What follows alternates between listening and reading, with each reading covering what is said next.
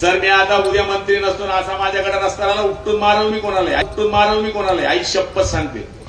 हे वाक्य ऐकून टाळ्या वाजवण्याआधी एक फॅक्ट चेक करूया। हे बोलणारे नेते गुलाबराव पाटील हे राज्याचे पाणी पुरवठा मंत्री आहेत। मान्य आहे की रस्ते खातं त्यांच्याकडे नाही, पण म्हणून त्यांची जबाबदारी संपते का? प्रश्न साधा आहे, तुम्ही सत्तेत आहात, तुम्ही त्याच सरकारच्या भाग आहात ज्यांच्याकडे रस्ते बनवण्याची जबाबदारी आहे।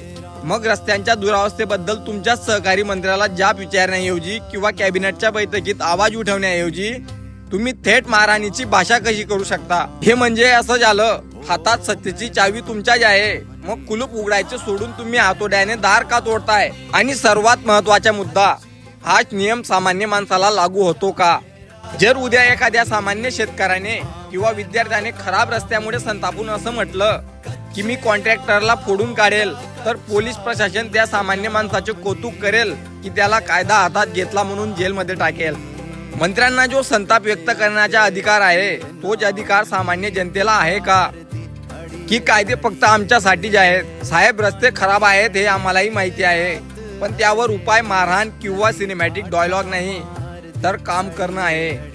तुम्ही मंत्री आहात, तुमच्याकडे पॉवर आहे, ती वापरा, हात नको।